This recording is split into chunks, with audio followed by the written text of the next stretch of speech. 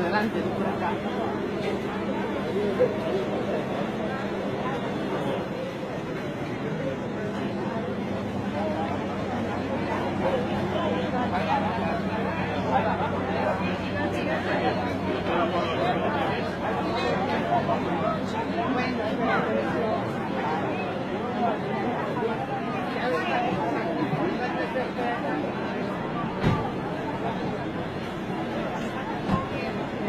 Las nuevas tecnologías, el Cristo custodiado dentro de un Mercedes.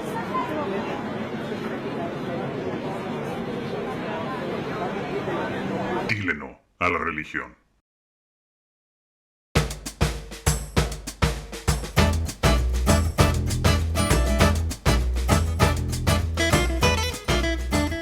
Shalom y bienvenidos todos ustedes una vez más a su canal de enseñanzas de las Sagradas Escrituras. Hoy vamos a entrar de lleno en el estudio de este Shabbat y vamos a aclarar de una vez si nuestro maestro Yahshua existe o no existe o si existió, porque se ha desatado una ola de negación acerca de la existencia del Mashiach que dicen que no existió o que no creen en él. Esto ha traído mi atención porque ya me he topado con personas que se dicen hermanos y que también dicen que Yahshua no existió como el Mashiach.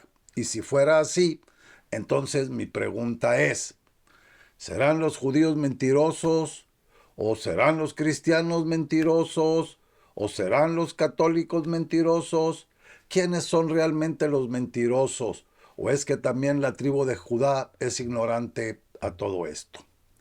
Eso es lo que vamos a escudriñar con la bendita palabra de nuestro Padre Santo Yahweh Elohim en este estudio. Pero como siempre lo hacemos, elevemos una oración al trono celestial para que sea nuestro Elohim bendito Yahweh quien guíe este estudio y no el hombre. Oremos.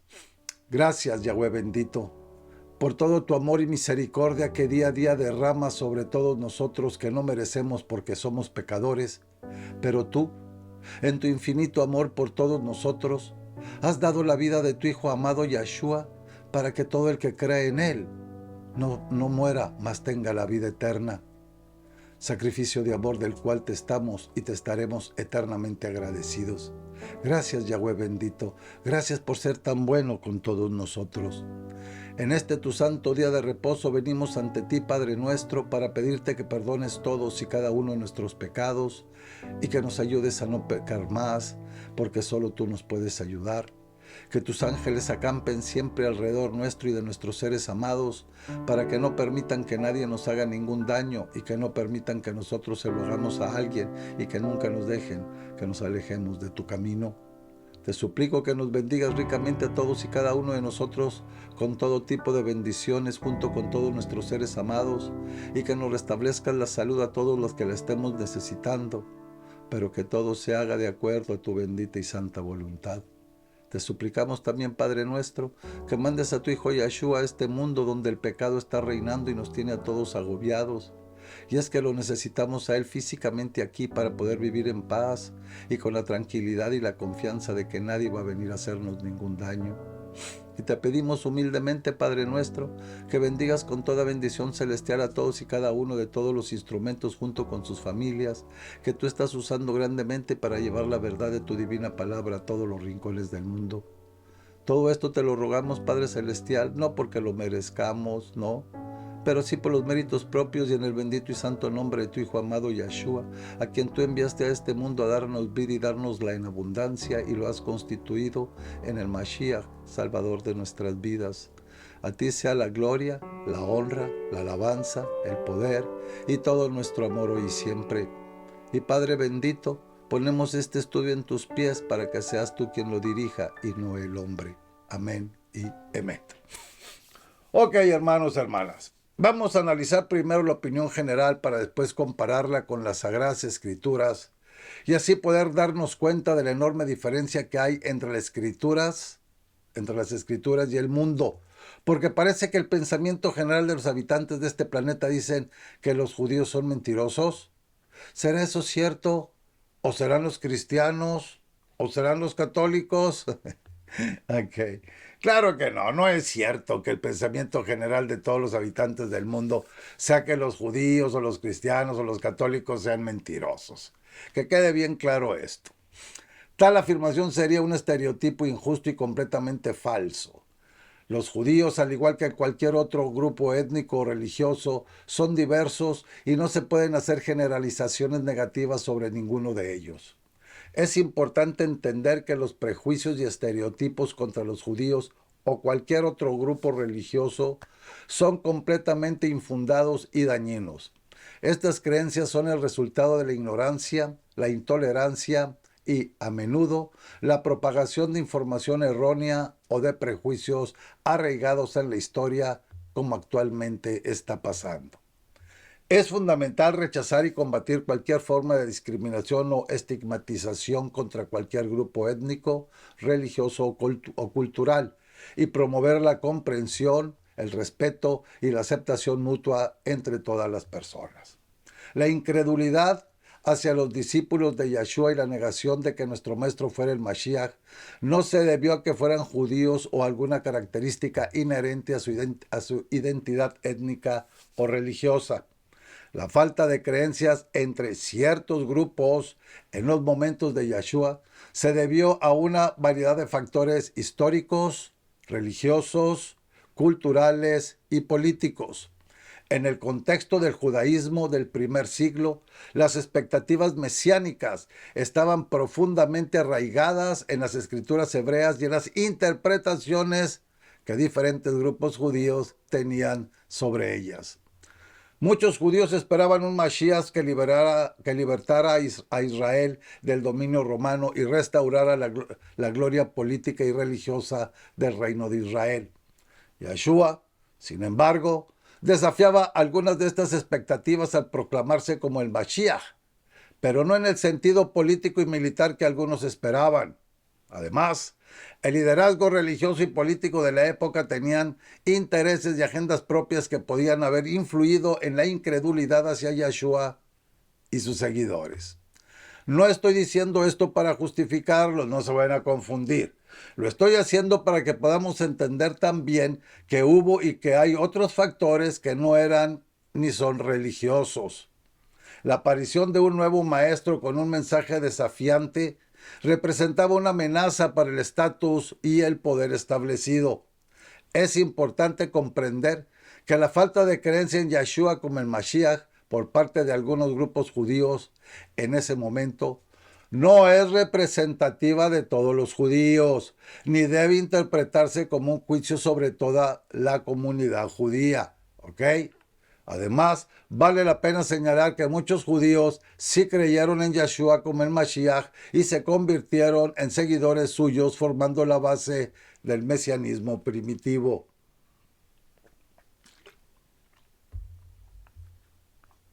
Pero, ¿a qué se ve de que algunos no crean en Yeshua? ¿Lo saben ustedes, hermanos, hermanas? Bueno, para empezar, la falta de creencia en el maestro puede deberse a una variedad de factores que pueden variar según el individuo y su contexto cultural, religioso y personal. Tenemos que entender y no justificar algunas de las razones por las cuales algunas personas no creen en Yeshua como el Mashiach o como una figura religiosa importante. Vamos a ver algunas de ellas que pueden incluir obviamente las diferencias religiosas. Algunas personas pueden adherirse a otras tradiciones religiosas que no reconocen a Yeshua como una figura central o como el Mashiach prometido. También están las interpretaciones teológicas. Algunas interpretaciones teológicas dentro del judaísmo u otras religiones pueden no concordar con la idea de Yeshua como el Mashiach o como una figura divina. ¿Ok? Tenemos que ver también las cuestiones históricas y contextuales. La falta de evidencias históricas o la interpretación diferente de los eventos relacionados con la vida de Yeshua pueden llevar a la incredulidad. Otro detalle que tenemos que entender son las influencias culturales y familiares. La familia y la cultura en las que se creía una persona, crecía una persona, pueden tener un impacto significativo en sus creencias religiosas y en cómo perciben a nuestro maestro. Otra muy importante son las experiencias personales.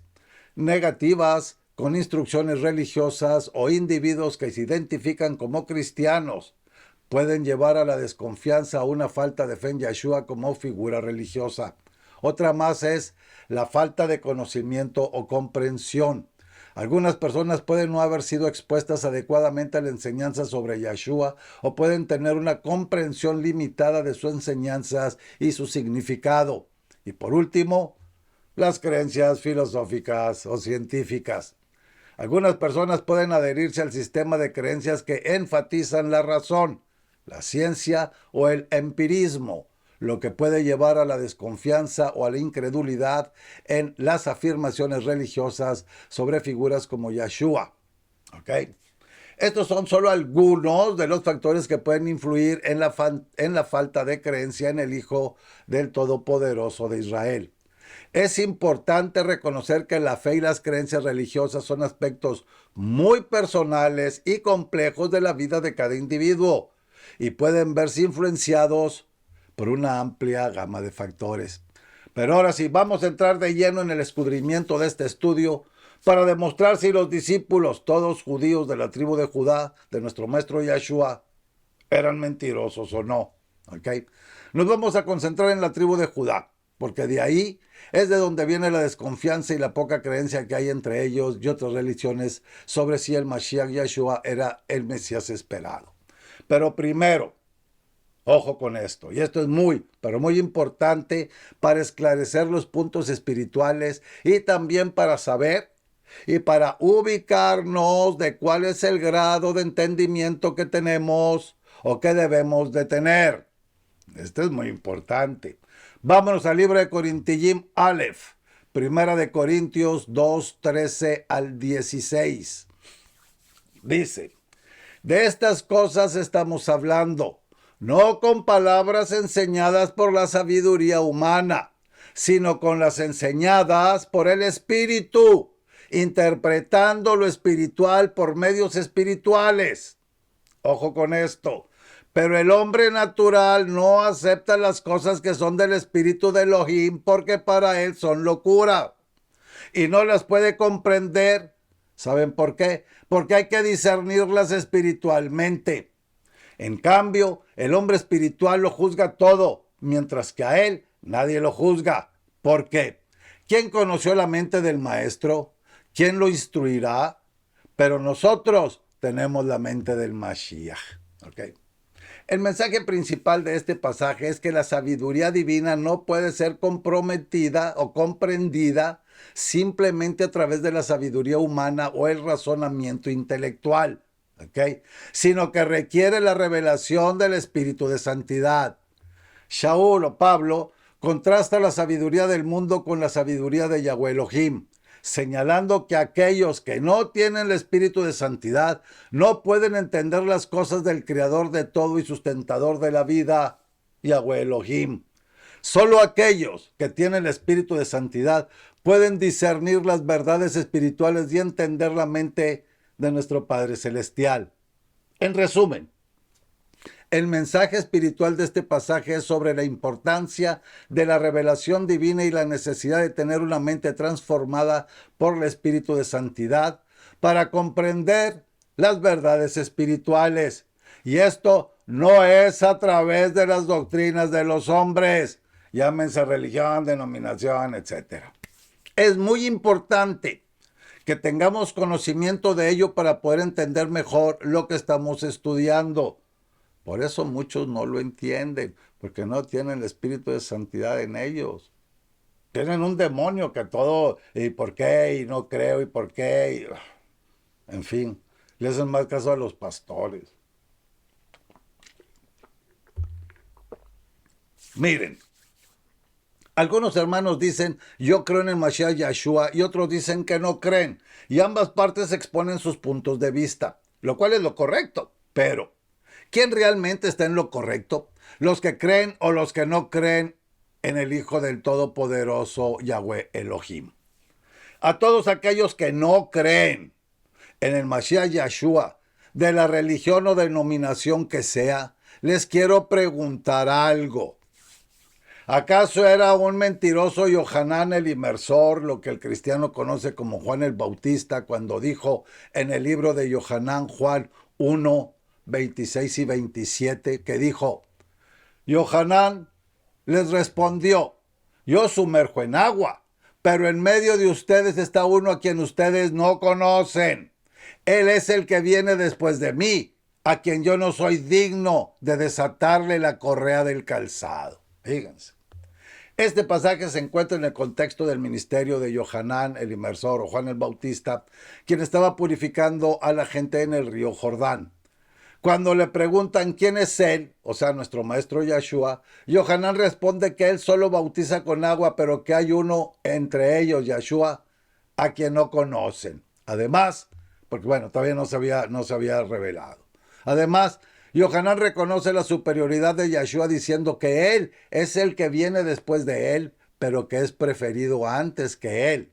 Y que Yohanan no es digno ni siquiera de desatar la correa de su sandalia. Podemos notar en esto que acabamos de ver la relación única entre Yohanan el Inmersor y nuestro maestro Yahshua. Por si no sabían, ellos eran primos. Así como la superioridad y la importancia del ministerio de Yahshua sobre el de Yohanan o de Juan. Ahora notemos también que Yohanan reconoce que su propio ministerio es preparatorio para el de Yahshua y señala al maestro como aquel que tiene un papel aún más significativo en el plan de salvación de Yahweh Elohim. Ahora, también mentiría cuando dijo, al día siguiente Yohanan vio a Yahshua que venía hacia él y dijo, este es el Cordero de Yahweh que quita el pecado del mundo. Este es aquel de quien dije, después de mí viene un hombre que ha llegado a ser antes de mí, porque existía primero que yo. Yo no lo conocía, pero para que él se manifestara a Israel fue que vine yo, sumergiendo en agua. Además, Yohanan dio testimonio diciendo, he visto el Espíritu bajar del cielo como paloma y posarse sobre él. Yo no lo conocía, pero el que me envió a sumergir en agua me dijo, aquel sobre quien veas bajar el Espíritu y posarse sobre él, este es el que sumerge en el Espíritu de santidad. Yo lo he visto y dado testimonio de que este es el Hijo de Elohim. Esto está en el libro de Yohanan, Juan 1, 29 al 34. En este pasaje, Yohanan el Inmersor está testificando acerca de Yahshua como el Mashiach prometido y el Salvador del mundo. Miren, y piensen después de ver lo que sigue y si es que Yohanan era un mentiroso o no. Yohanan proclama Yahshua como el Cordero de Yahweh, señalando su papel como el sacrificio definitivo que quita el pecado del mundo. Esta frase establece una conexión con el sistema de sacrificios en el Tanakh, lo que llaman el Antiguo Testamento, donde los corderos eran sacrificados como una expiación por el pecado. Yohanan confirma que Yahshua es el que había predicho anteriormente, aquel que viene después de él, pero que es antes que él. Esto resalta la preeminencia y la eternidad de nuestro maestro Yahshua. Yohanan también testifica que vio al Espíritu de Santidad descender sobre Yahshua en forma de paloma, confirmando su identidad divina y el respaldo divino a su ministerio. Pero recuerden que nuestro maestro vino a este mundo como un ser humano normal y no divino, para demostrarnos que se puede vivir en esta vida sin pecar, lo cual él cumplió a la perfección. Yohanan declara que Yahshua es el que bautiza con el Espíritu de Santidad, lo que señala el papel del Hijo de Yahweh en impartir el Espíritu de Santidad a aquellos que creen y confían en él.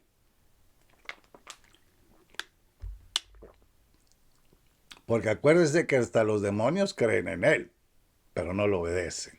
¿Ok?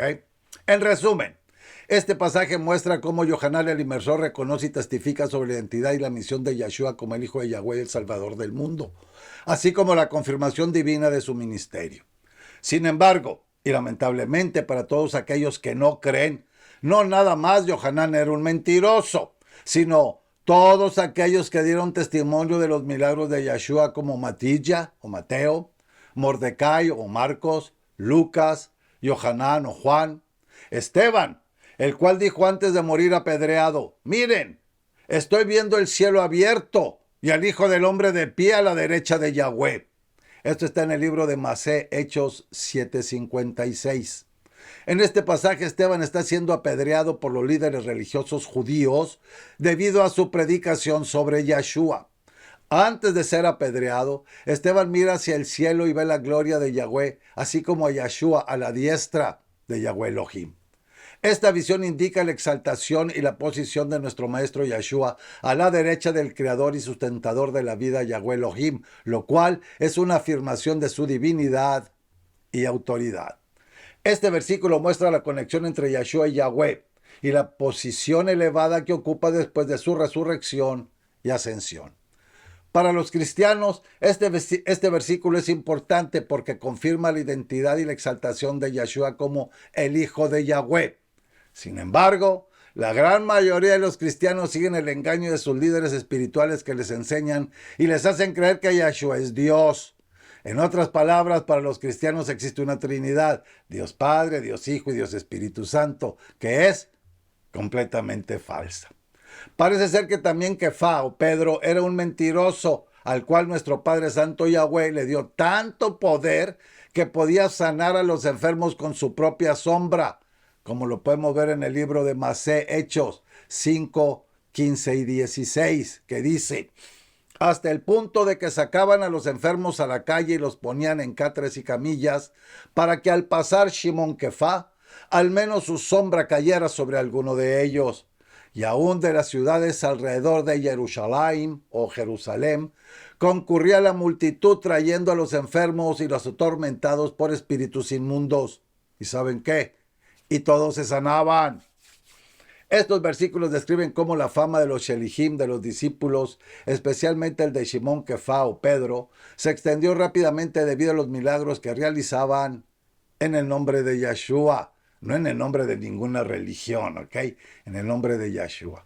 La gente tenía una gran fe en el poder de Yahweh que actuaba a través de ellos. Se menciona que incluso la sombra de Shimón Kefá o Pedro era considerada suficiente para sanar a los enfermos. Además, las multitudes de las ciudades vecinas venían a Jerusalén, trayendo a sus enfermos y a todos aquellos que traían espíritus inmundos y que eran atormentados. Y todos eran sanados.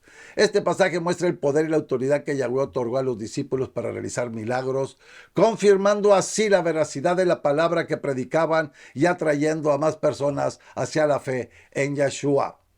Hacia la fe en Yahshua, no de las religiones. Yo se las marco muchos, hermano, porque hay más de 4,200 en el mundo y están llenas.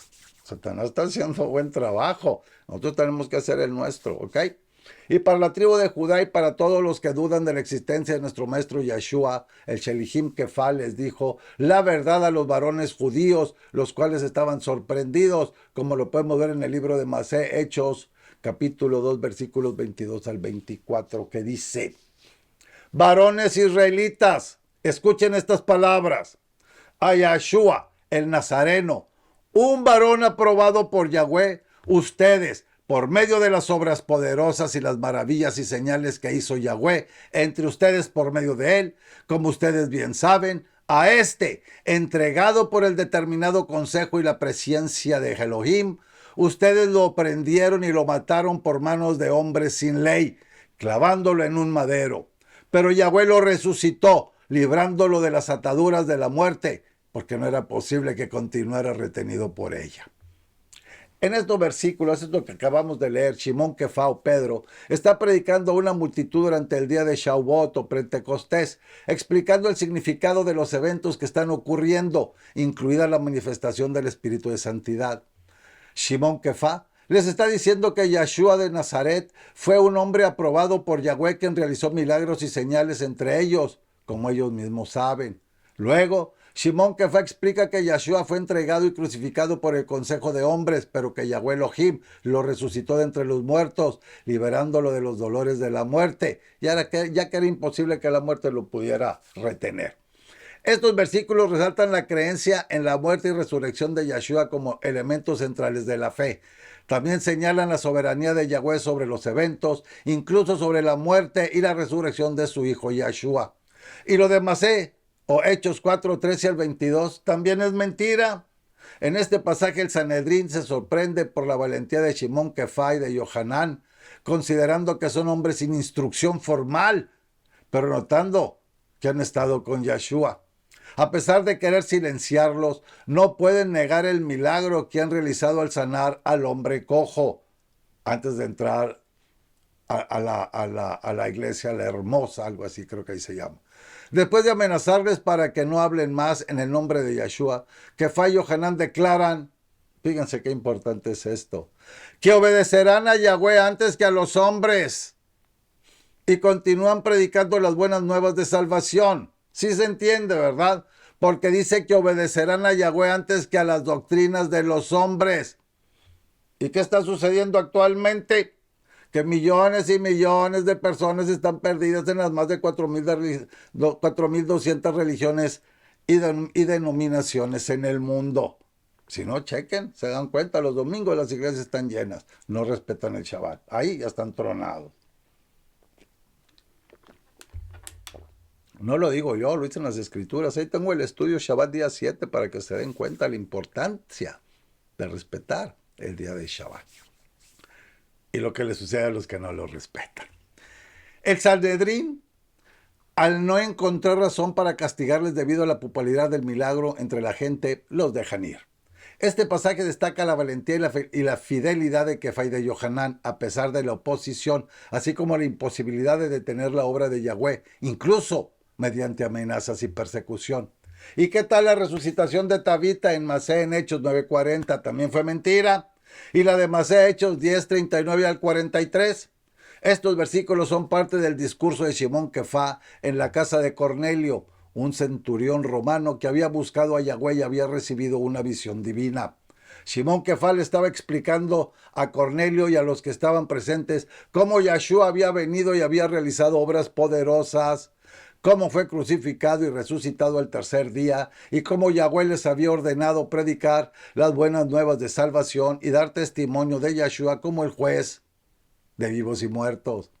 Shimón Kefá también enfatiza que los profetas del Tanakh, lo que llaman el Antiguo Testamento, habían predicho la venida del Mashiach y su obra redentora. En resumen, estos versículos resaltan la misión de Yeshua como el Salvador, quien ofrece perdón de pecados a todos los que creen en él. Y para todos aquellos, incluyendo la tribu de Judá, que no creen en nuestro maestro Yeshua, Rabí, Shaul o Pablo debe ser uno de los mentirosos más grandes, a pesar de que era un entendido de la Torá y que estudió en una de las escuelas más importantes de aquel tiempo, como lo fue la del Rabí Gamaliel, y que en un principio perseguía a los seguidores del Mashiach, hasta que éste se le apareció, como lo podemos ver en el libro de Mashiach, Hechos 9:1 al 9. Aquí se relata la conversión de Saulo de Tarso, quien más tarde sería conocido como el apóstol Pablo. El mensaje principal de este pasaje es el poder transformador del encuentro personal con Yeshua. Saulo, un perseguidor ferviente de los seguidores del Maestro, experimenta una experiencia sobrenatural en el camino a Damasco, donde una luz del cielo lo rodea y una voz le pregunta por qué persigue a Yeshua. Esta experiencia lo deja ciego temporalmente y lo lleva a una profunda reflexión y arrepentimiento. Esto es un ejemplo vívido de cómo el encuentro con el Mashiach puede cambiar radicalmente a una persona y llevarla a una nueva vida en servicio al todopoderoso Yahweh Elohim. Ahora, ¿todos los milagros del Mashiach Yeshua también fueron mentiras? ¿Su muerte y su resurrección también fueron una mentira? Ay, me da risa con todos los que lo niegan y dudan de todo eso. Pero bueno, la aparición a todos sus seguidores y a Tomás, el cual dice que metió su dedo en las heridas, ¿también fue una mentira? En otras palabras, todos los hechos, sucesos, eventos, milagros, conversaciones, testimonios de muchos judíos, muertes en el nombre de Yeshua, etcétera, etcétera, ¿también fueron mentiras? Todos los miles de judíos que le vieron hacer los milagros a nuestro maestro Yeshua, ¿mintieron? No. Ninguno de ellos mintieron. Todos dijeron la verdad. A los que le mintieron al pueblo fueron los sacerdotes, así como ahora lo están haciendo los pastores y esos sacerdotes católicos y todas esas religiones mugrosas que nada más los están llevando al lago de fuego eterno. Pero bueno, miren hermanos y hermanas, todo el pacto renovado es una mentira para todos aquellos que no creen en Yeshua, en que Yeshua es el Mashiach enviado por nuestro Padre Santo Yahweh. Porque el pacto renovado, el Midrash es el que habla de él, y si no creen en él, pues obviamente el pacto renovado no creen en él. Toda la sabiduría de nuestro maestro Yeshua, la cual ningún hombre en este mundo ha tenido ni tendrá jamás, también fue una mentira. Si para ellos todo es una mentira, ¿qué es lo que nos dice Jeremías 31 al 33? Ahí les va para que vean lo que dice. Este pasaje profetiza un nuevo pacto entre Yahweh y su pueblo. Aquí no dice que lo hará con los cristianos, ni con los católicos, ni con nadie que no sea su pueblo, ¿ok? ¿Se está entendiendo? Es nada más con el pueblo. En este nuevo pacto, en el que la ley de Yahweh Elohim no será simplemente un conjunto de reglas externas, sino que será interiorizada en sus mentes y en sus corazones. Es un pacto de intimidad y relación personal con Yahweh Elohim, en contraste con el pacto antiguo que fue quebrantado por la desobediencia del pueblo. Este nuevo pacto se cumplió en Yeshua, quien inauguró una nueva era de relación con el Creador de todo basada en la fe y en el perdón. Y en el libro de Isaías 42, 1 al 9, el mensaje principal de este pasaje incluye la identificación del siervo de Yahweh. Este siervo es escogido y sostenido por el Todopoderoso, y sobre él reposa el Espíritu de Yahweh. La misión del siervo es traer justicia a las naciones, pero lo hará de una manera gentil y sin alarde. No será violento ni hará ruido. Está también la promesa de Yahweh Elohim que dice: Él sostendrá y protegerá a su siervo y lo establecerá como un pacto para el pueblo y una luz para las naciones. Las obras del siervo serán la de abrir los ojos de los ciegos, liberará a los prisioneros y guiará a aquellos que están en la oscuridad hacia la luz. La gloria y el nombre de Yahweh afirman que su gloria no la dará a otro, ni su alabanza a los ídolos. En resumen, este pasaje presenta la promesa de Yahweh Elohim de enviar un siervo especial que traerá justicia y liberación a las naciones, siendo una luz para aquellos que están en la oscuridad y revelando la gloria del nombre de Yahweh. No de Jehová, el nombre de Yahweh. Muchos creyentes ven en este pasaje una profecía sobre Yeshua y su misión redentora en el mundo. Porque fue Yeshua el que cumplió con todo lo que estaba profetizado. Que la tribu de Judá, los judíos, hayan interpretado otra cosa, pues el problema es de ellos, porque todas las evidencias son bastante claras, y lo vuelve a confirmar en el capítulo 52 de 13 al 15 y en el 53 del 1 al 12 del mismo libro de Isaías. Y todas las profecías del Tanakh, del Antiguo Testamento, que se cumplieron con nuestro maestro Yeshua, ¿también fueron mentiras?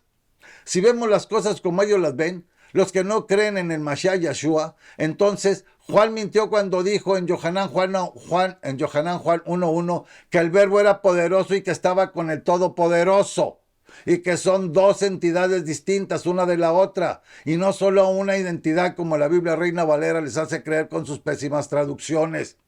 Y Yohanan Juan 1:14 dice: el verbo Yeshua se hizo carne y acampó entre nosotros, y vimos su gloria, una gloria como del unigénito del Padre, llena de amor y de verdad.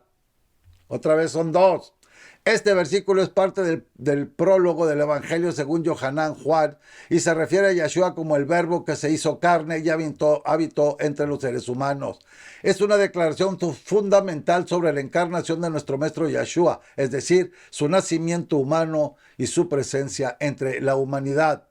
El verbo aquí se refiere a Yeshua como la manifestación de la palabra de Elohim, la expresión viva y encarnada del amor y la verdad divina. Este versículo resalta la naturaleza divina de Yeshua como el unigénito del Padre y también su humanidad al ser hecho carne. Es una afirmación central de la fe del creyente sobre la identidad del Hijo del Creador y sustentador de la vida, Yahweh Elohim. Miren, hermanos y hermanas, y todos los que de alguna manera estén viendo y escuchando este estudio, les puedo dar mucha más información de las escrituras que comprueban y confirman la existencia de Yeshua como el Mashiach enviado por nuestro Padre Santo Yahweh Elohim. Pero considero que con esto es más que suficiente para comprobar la existencia de nuestro Maestro. Miren, Algunos de los que no creen dicen que Yeshua no cumplió todas las profecías completamente y mencionan una de ellas, que es la de que el Mashiach traería paz al mundo. Y ellos dicen que no hay paz en el mundo. Pero eso Yeshua no, que por eso Yeshua no es el Mashiach. Y yo les pregunto, ¿es que acaso no la trajo? Claro que sí, pero la paz que él da es espiritual, no como el mundo la da. Ahí es donde estuvo la confusión. Vamos al libro de Yohanan, Juan 14:27, que dice: la paz les dejo, mi paz les doy. Yo no se las doy como el mundo la da. No se turbe su corazón, ni tenga miedo. Este versículo es parte del discurso de despedida de Yeshua a sus discípulos antes de su arresto y crucifixión. Yeshua les está consolando y promete dejarles su paz. Esta paz es diferente de la que el mundo puede ofrecer, ya que proviene de la presencia y el amor del Hijo de Yahweh Elohim. También les anima a no dejarse perturbar ni atemorizar por las circunstancias, confiando en la paz que Él les ofrece. Es un mensaje de consuelo y fortaleza espiritual para sus seguidores, incluso en tiempos de dificultad y tribulación. Les quiero decir que los discípulos de nuestro maestro Yeshua decían la verdad. Los mentirosos y engañadores fueron los sacerdotes, ¿okay? Que hacían que no creyeran. Y así se la han llevado, y ahí tienen el Talmud y tienen sus libros esos que yo no creo en ellos. Que quede esto bien claro. Hay muchas más evidencias, pero este estudio sería muy extenso. Solo les quiero recomendar a todos aquellos que no creen que Yeshua es el Mashiach, que lean Yohanan Juan capítulo 12, versículos 37 al 43, y se darán cuenta desde cuándo tienen la ceguera espiritual. Y para aquellos que dicen saber o conocer mucho, y tampoco creen en Mashiach Yeshua, lean por favor todo el capítulo 23 del libro de Mateo, para que se den cuenta de su realidad. Vamos a ver algunos puntos del por qué los judíos no creen o aceptan a Yeshua como el Mashiach.